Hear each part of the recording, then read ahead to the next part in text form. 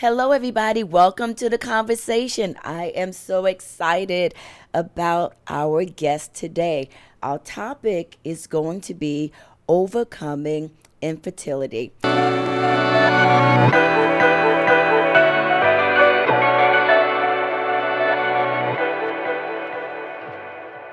My guest today is none other than Mary Smith. Mary, thank you for being here with Yes, me. thank you for having me.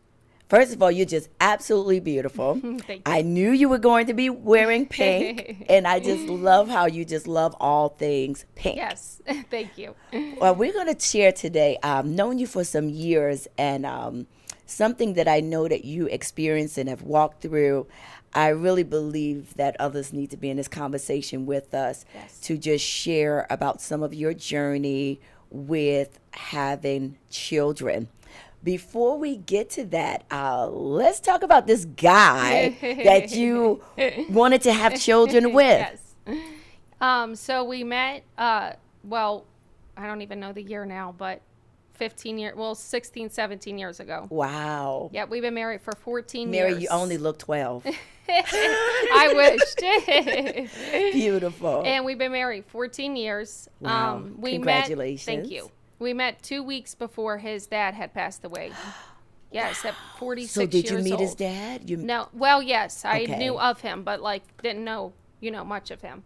And we started talking back and forth like 2 weeks before that. Okay. And so that's when our journey started. It was The two of you look like Ken and Barbie. You really do. You really do. Thank you. Thank you. So, okay, you're married, and how long was it when you were actually looking to have children? Yes, so we got married like 2 or 3 years after that, after we met. Okay. And then like 2 years after that, we started the journey of, which we didn't know at the time, was infertility. And we just thought it was going to go as planned, Right, get right. married, have children. In our culture, we get married young, we have children, and that's really what we do.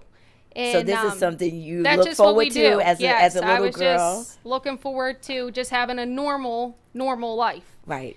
And so we gets married, and 2 years later starts to have children, and 2 years after that realizes that we're having an issue. And When did you know was like really we an became issue? pregnant. Yep, I got Okay. expectant after 2 years of trying, and it had ended in a miscarriage.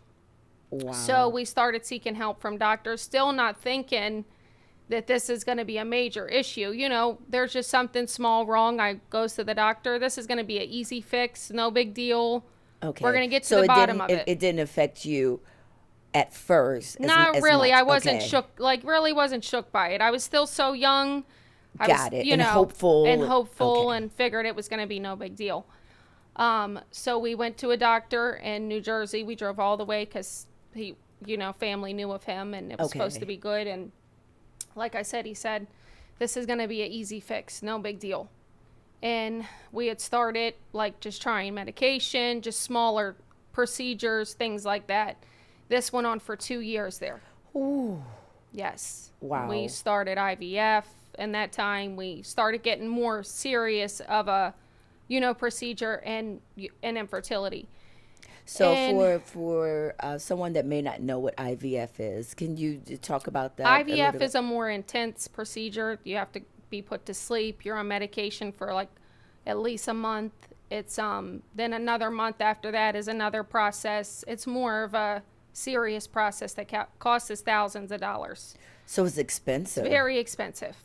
Yes. Oh my. Yes. So as you're walking through this, and now you realize that there's some aid that you have to receive in order to have a child. Yeah. What is that like? Is it just Then it started getting scary. okay? You know what I mean? Then I was like, okay, we have a problem here. There's, something going on. There's a problem. And with that, it failed. The procedure, like, was completely shockingly failed. The whole thing was a fail. And we didn't even get to have a transfer at that time, I don't think, if I can remember right, The first time. the first time. Okay. And I'm talking like 10 years now ago. So, yeah. And so it failed, and they was like, we're going to try it again. Maybe something, something went wrong or something like So that. when it failed that first time, when that happened, We was devastated because we thought it was going to be a small, right? we Let's was just still go going in, do into that this. hopeful. Okay. We was still going in thinking, well, it's not that serious. You know what I mean? That IVF will fix it and it will be no big deal still at that time. What were you thinking when that happened? Okay, that didn't work. What are you saying to yourself? What is the internal dialogue? What are you and your husband saying to each other? Just like, well, we're going to try again. Let's just keep going. So at that time, you're yes. still determined and hopeful. Yes, very hopeful. Okay. Still at that Okay. point. Yep. Now, how was it when, in terms of, for your marriage, it was pretty much your marriage was intact and Well, our marriage at the beginning was rocky. okay. The first year or two, he had lost his dad. He was still grieving over his father. Okay. It was rocky. And I just prayed, fast, believed God, that everything was going to work out. Well, through infertility is really what brought our marriage around. Whoa. And it just literally 360. So wow. Okay. That's loaded And right there. usually people say it tears them apart, going through infertility because it's such a struggle and it's such, it's a lot of, I don't even know the word I'm looking for, but it's Yes. a struggle for their marriage. Yes. But it brought us together. We began to fight together, pray together, fast together. Oh, It y'all was gonna make just- me cry. Yes. Okay. Wow, that's so beautiful because I've actually went to a service and ministered, and there was a lady there, and the word of the Lord came forth and said to her she was going to have twins. Yeah. I didn't know the woman. So long story short, I was telling someone who didn't believe that she could even have children that she was going to have twins. Mm-hmm. Long story short, she had just remarried. She had just gotten married because her first husband left her Wow. because she couldn't have children. It The next happens a lot. year, she had twins. She didn't Wow. even believe that she could Wow. have children. And so for you to sit here Yes. and have the testimony, and I don't want to skip past this, No, but that it's important. what would have torn another marriage apart actually brought us you together. together. And if couples can fight together, Yes. you get what I'm saying? It Yeah. just, it may be hard, Yeah. but it's better when you fight Yes. together. And then to, like the Bible says, that a wise woman builds her house, a foolish one tears it down with her own hands. You had the necessity, or the necessary, not necessity, but the necessary tools to go to God Yes. while your husband was grieving his dad. Go to God and pray for strength Yeah. in the beginning of your marriage. Yeah. And I'd say that too, like first year of marriage for me was like, I know, this yeah, is like a roller coaster. yes, What is this? What is going on? The first year is a struggle. The first year was very much a Yes. struggle.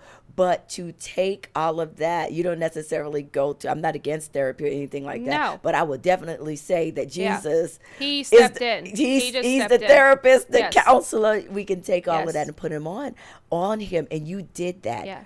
Okay, so let's move forward to, okay, the first time it failed, but you two are together Yes. We and was you're just going to, determined. and you were determined. What a blessing. Yes. Okay, so what So happened next? continuing on, and I won't go through every IVF because we went through 7 of them. But we had 2 there. Did you ever think about quitting? Yes.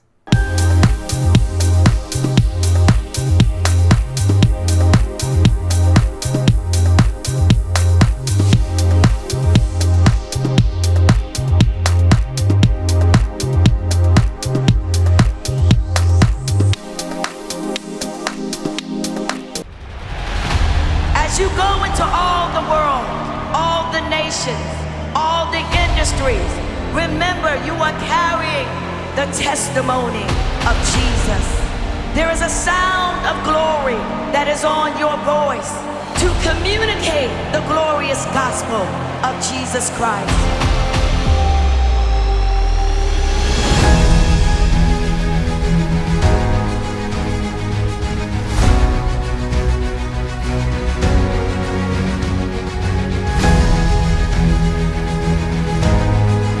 You are chosen. You are loved. favored. You are enough.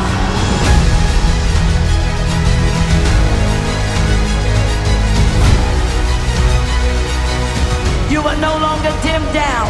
You will no longer lessen the effect. You will no longer shrink back, but you will go forth in all that God has called you to do. Are you ready?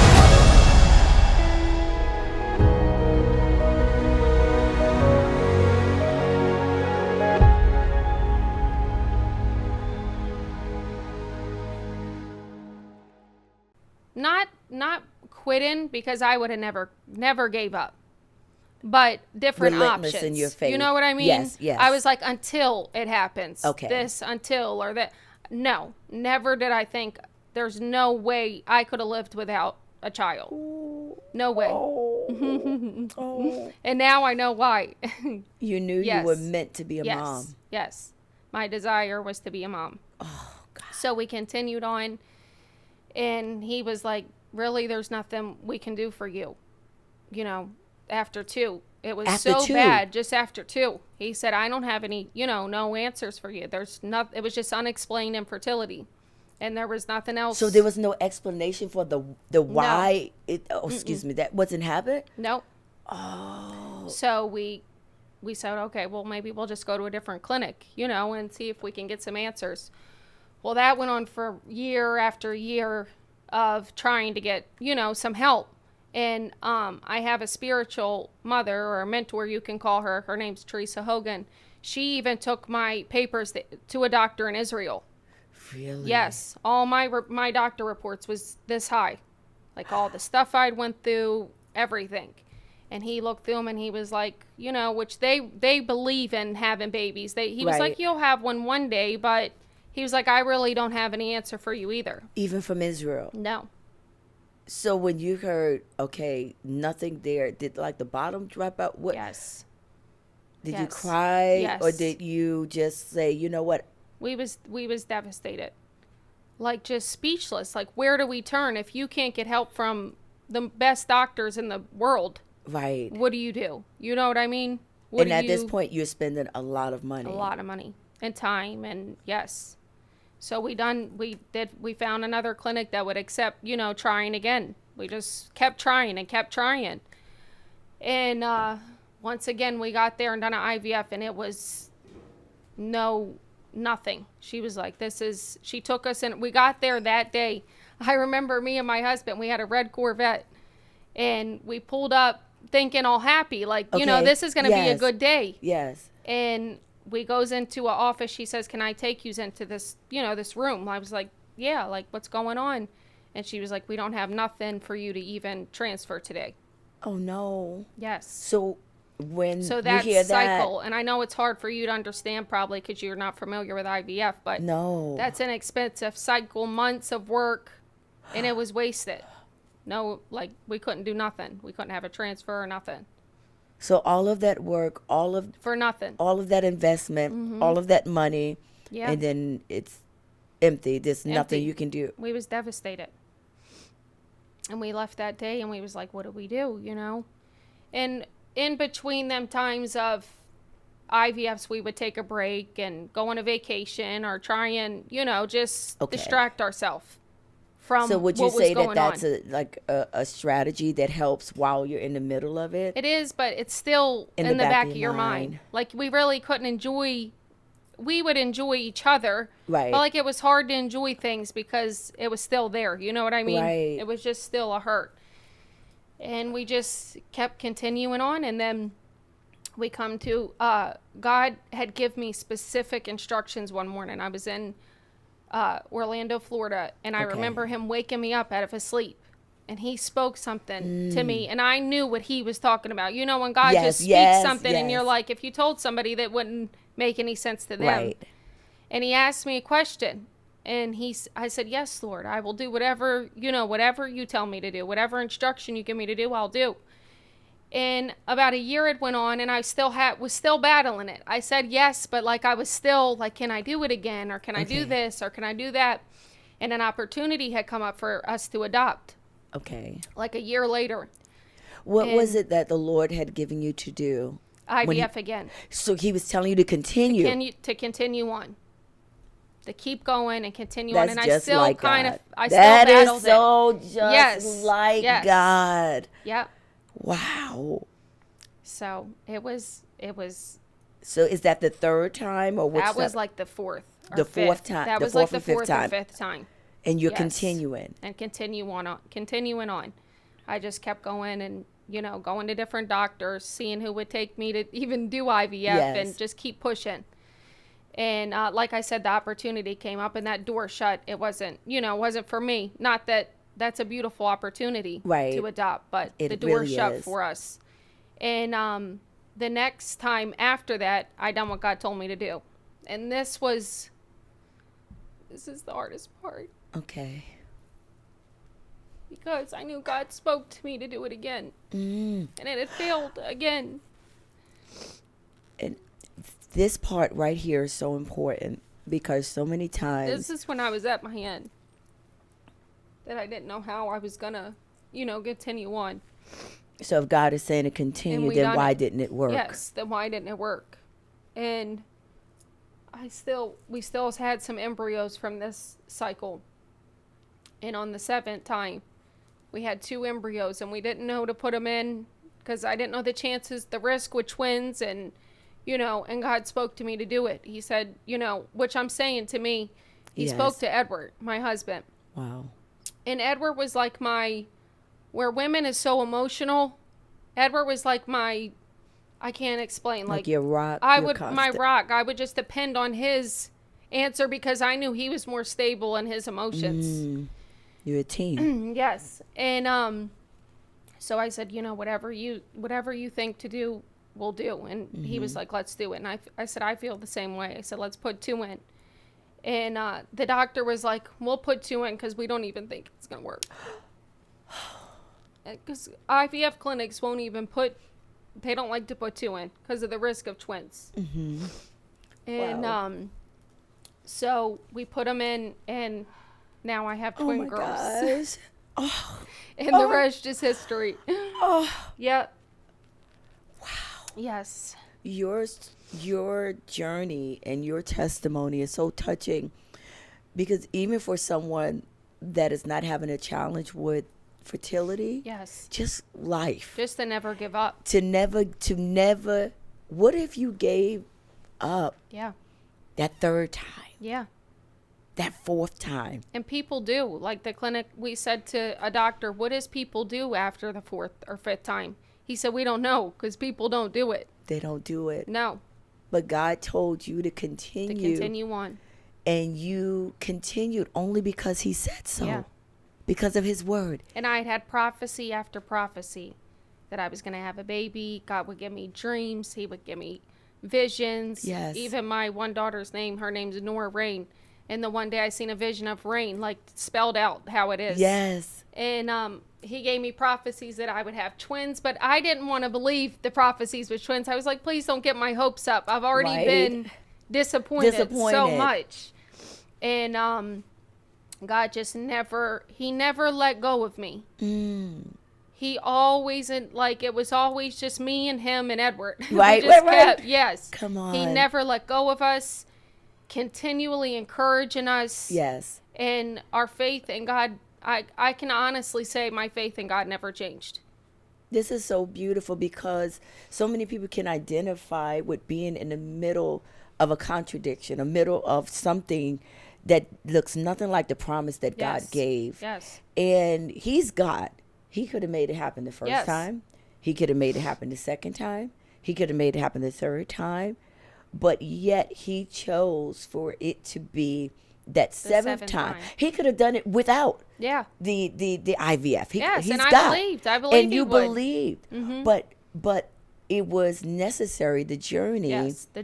The development. The growth. What have you learned through this process? Like, what did you gain in the middle? Oh my gosh, endless things. But just to depend on God.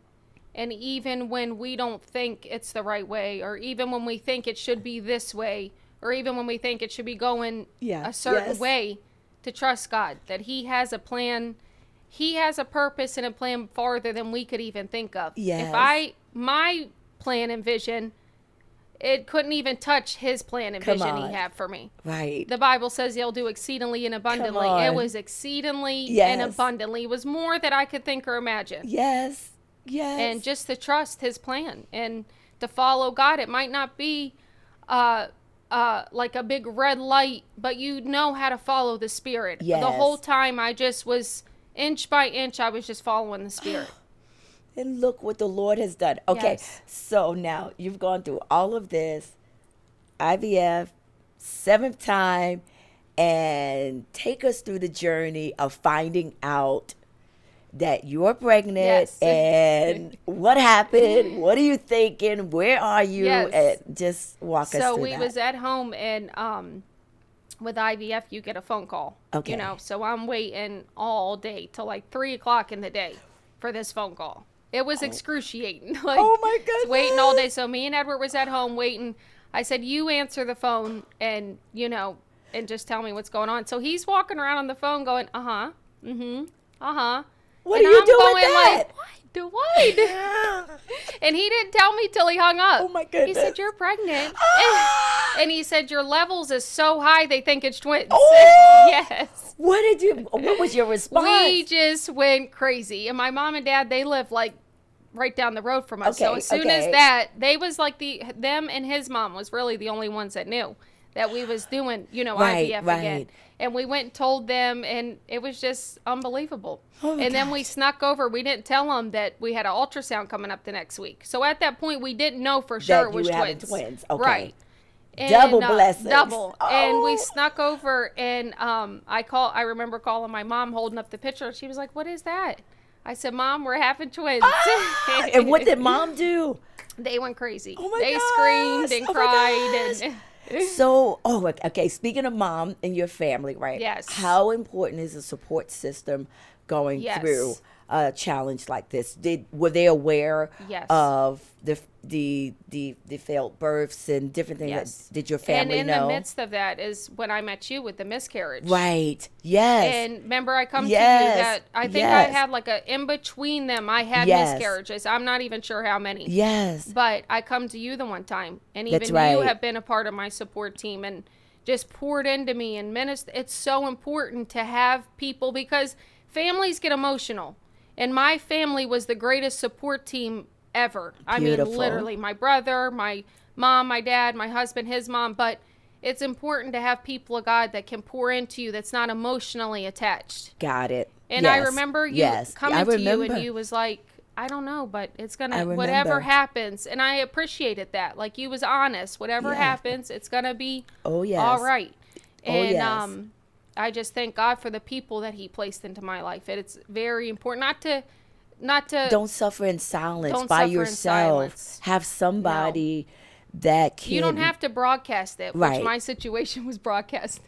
I come famous for the infertility, not famous, but you know what I mean? Really? Everybody knew. Everybody knew. I What did was that like, feel why does like? mine have to be so public? Because of what God was And then doing. I figured out what God was going to Yes. do, you know.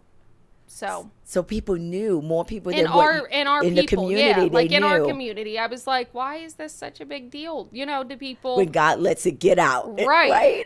And through that, my page was birthed. Wow. Expectant mothers, and we have all kinds Ooh. of couples. There's like 200 and some couples on there, praying and believing for a baby. Some of them has got their miracle. Some is still waiting.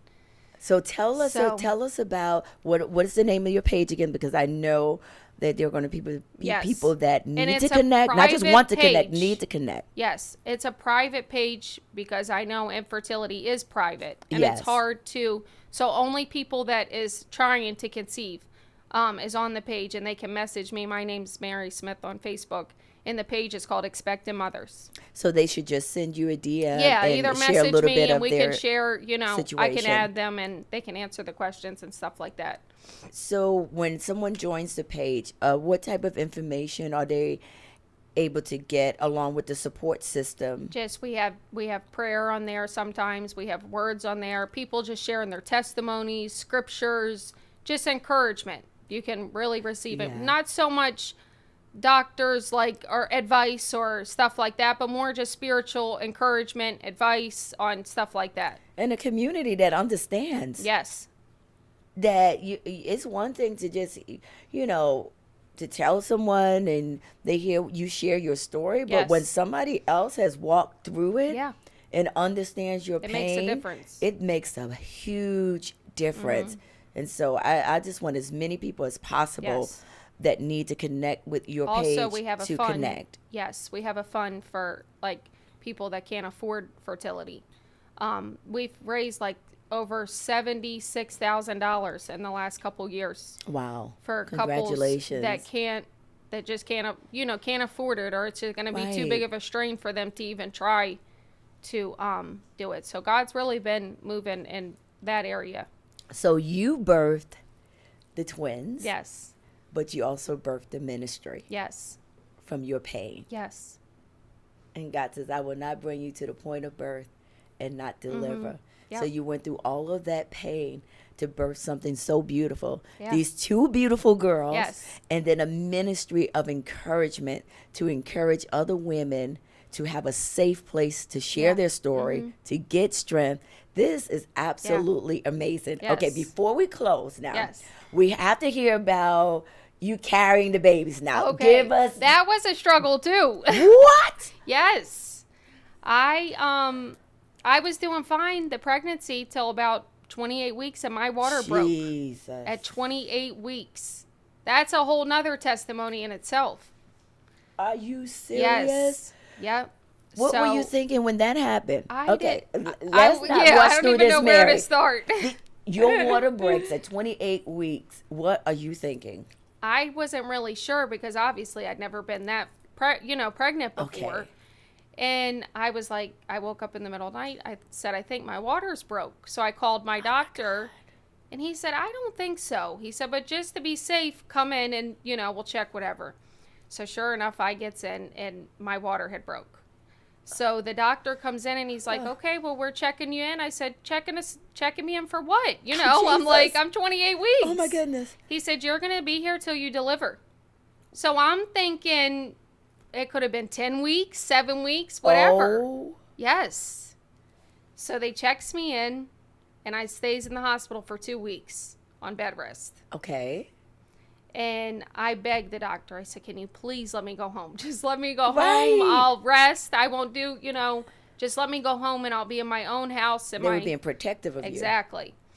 So he said, let me see, Ray ran a few tests, whatever. He come back. He said, I don't know who you serve, if it's a he, a she, or what, who you serve. He said, but you got a miracle. Wow.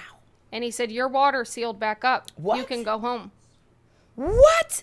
Oh, my God. Yep. Yes, Lord. Yes. So, of course, we was excited. Yes. Your water broke. And sealed back up. Come on, Jesus. Yep. Come on. That's a miracle. Even carrying them was a miracle.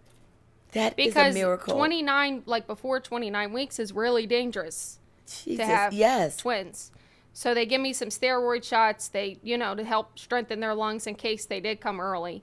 And I had them at 32 weeks. Jesus. My water broke again, and I had them that night. Whoa! Yes. What a miracle! Yeah, and they was perfectly healthy. They wasn't on oxygen. They wasn't nothing, and they was 8 weeks early. I've seen the girls. They are perfectly healthy. Yes. And full of life and vibrant. Yes. And happy. Jesus, yep. What a miracle. It was a miracle. Okay. Delivery day. So we delivers them, and they did have to go to the NICU. Okay. I had a C-section at like 5:30 in the morning, and everything went perfect. Well, I'm saying that. I'm saying it went perfect. Mom is over there. Nora's like, no. No, it didn't. Because Mom is going through this with you. It didn't go perfect. Okay. So what happened? I had a C-section. Okay. It was perfect for me because I was like, they're here. I don't care what's going on. Okay. And I started like hemorrhaging. Bad. Jesus. Literally, I don't want to go into details, but right. Just bad. And the doctor... No, people lose their life from that. Literally. So the that's nurse couldn't get a hold of my doctor, so they said, you're going to have to go back into surgery. And I don't know what, like I said, I was on cloud 9. I didn't know. I was like, okay. So you were above it. Yeah. I You're was like, the whatever. babies are here. Yeah, they're here. Everything's Surgery. good. And Nora, your mom, is like, she was like sliding down the speaking wall. in tongues, praying. I didn't know when she told me after. I know what Nora was doing. She said to the nurses. Because you're her baby. Exactly. You say you have your 2 babies and you're like, Whatever. take me to surgery. I had 'em here. But your mom is like, my baby. Yes. She better be all right. Yeah, she took the nurse out of the hallway and said, is everything okay? She said, no, it's not. Oh, Jesus. Yes. Jesus. But it stopped, and I didn't have to have surgery. Thank God. Yes. And everything was good. Everything was history Come on, since then. Jesus. High five, Holy Spirit. Yep. What? Yes. Look at God. Yeah. Okay. Oh, my God. So you have the first time you held these 2 babies. Oh, my gosh. Okay, from tears to when they disappointment. first come out, it was like I started giggling. I'm on the surgery. I'm on the table having surgery, and I started giggling. Like I was like, I can't even explain that moment. He put laughter in your soul. That moment was my healing. Like the 9 months, I still was like, is this real? What's going on? It was still hard for me to believe for 9 months. Okay, but because when I of the seen them. Oh. I was healed. You were healed? Instantly. Oh, I was instantly healed. Oh, my God. Yes. Look how good God is. And they was like, they might come out, not crying. They're early. They come out screaming. They was perfect. Yes. They was perfect. Oh, did you cry? Yes. Oh, yes. so you Edward were was crying. I was crying. crying. He was there the whole time. He got to hold him first, and he brought him over. And then they had to take him to the NICU. So what did that picture look like? I got the picture. I got to show you. It's amazing. Please, I'm a little swelled. Oh, I'm swelled, but I got to show you the picture. I have it. Oh my God. What was that like? Just looking at your husband. Yes. Who has holding walked through both this of the girls the entire time with you. He wasn't on the other team. No. You were on the team together. Yes. You stayed together, fought together, persevered together, and now he's holding promise fulfilled. Yes. Yes. It was amazing. Wow. Oh my God. It's hard. It was hard to believe. Congratulations. Congratulations. Thank Fast forward when you get to take them home. So, we get to they said they could be in the NICU up to their due date, which would have been like 8 weeks. Okay. They was only in for 2 weeks, and we took them home Thanksgiving Day. Yes. See, this is like it a gets whole better movie. and better. Thanksgiving Day, they come NICU, home. like NICUs don't like to send them home on holidays. Thanksgiving, on yes. any holidays, because they said everybody gets together and they don't want them to be around a lot of people. We said we're taking them home, and just my mom and dad's going to be around them, so they let us take them home Thanksgiving What Day. a Thanksgiving. Yes. What a Thanksgiving. So was there any one moment after all of this where you and the Lord just had a moment? I think it was literally just when I had them. Like laying on the table, I was like, this is it. Like it was all 10 years of tears, work, everything was just over. Like it was wiped away in an instant. I was like, this is amazing. 10 years of the challenges. Just heartache after. I mean, wow. Infertility is a daily like grieving process. It starts over every month. You're grieving. It starts over. It's like a roller coaster that you can't get off.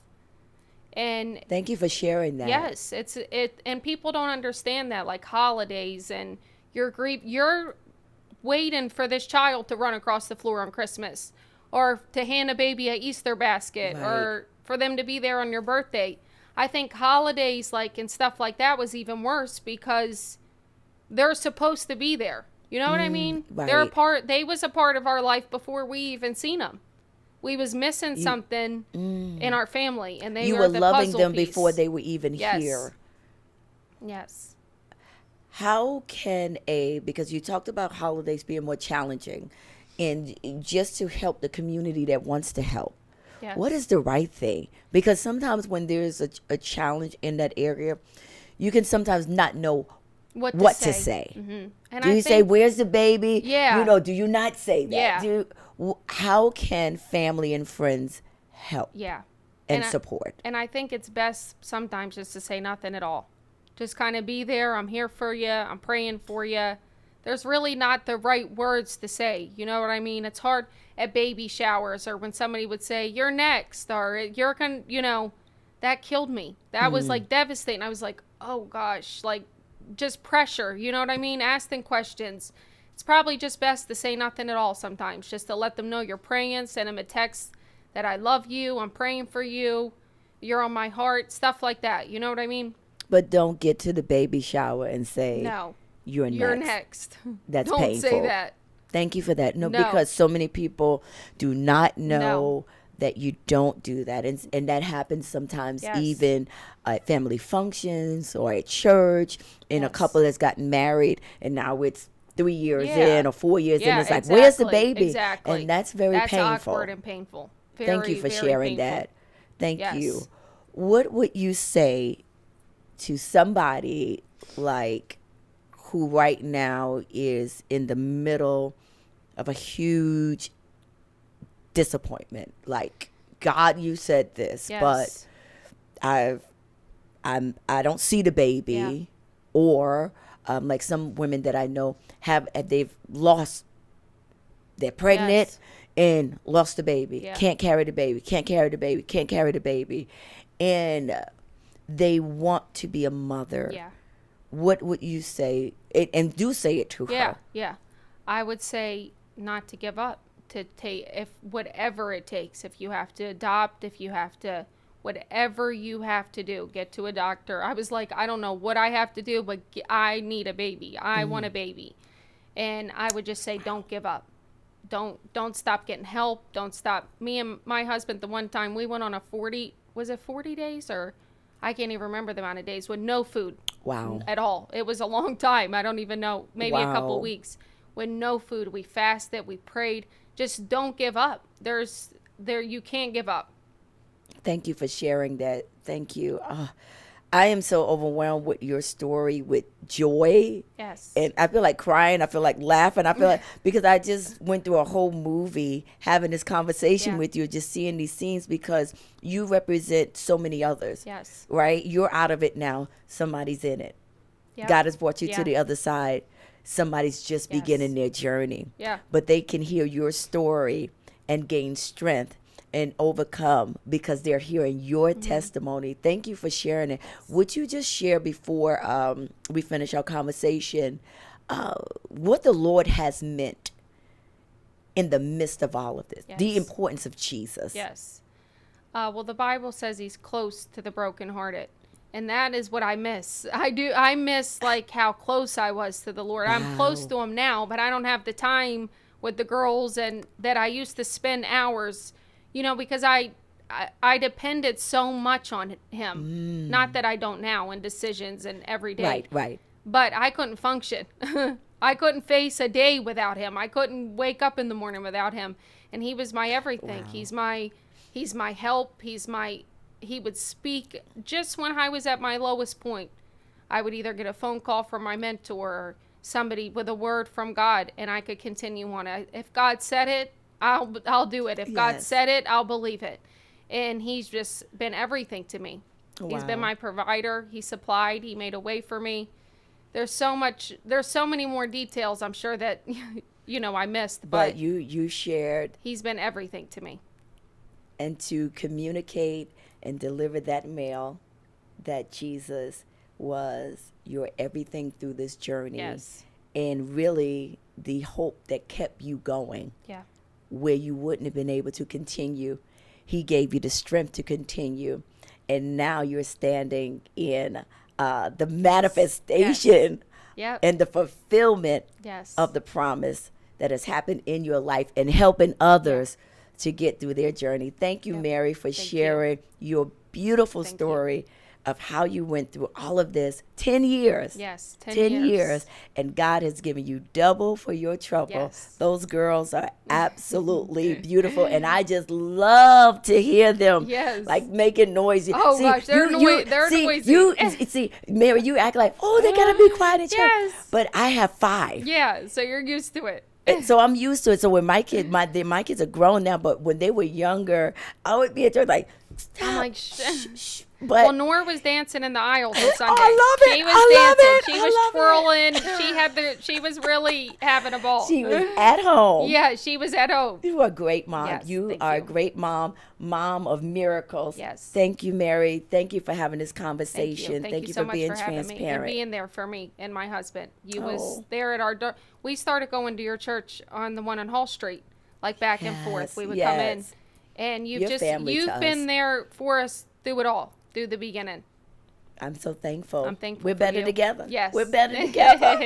and you don't even look like you had two children. Thank And you you. carried the children. Thank you. God is so good. And just like God did it for her, he may have his way or a different way of doing it for you. Everybody's journey and everybody's story is different, but the same Jesus. Amen. The same Jesus. Thank you, Mary. Thank you you. all for Thank joining you. the conversation.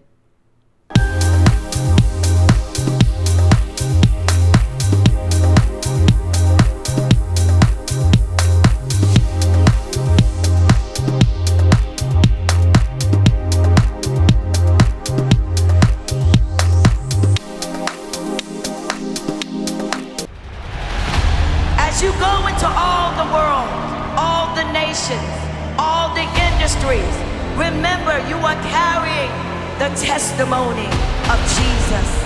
There is a sound of glory that is on your voice to communicate the glorious gospel of Jesus Christ.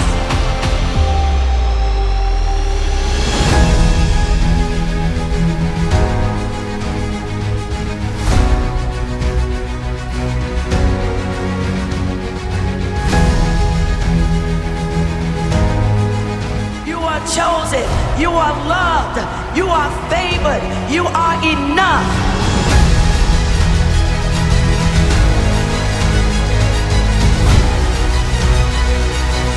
You will no longer dim down, you will no longer lessen the effect, you will no longer shrink back, but you will go forth in all that God has called you to do. Are you ready?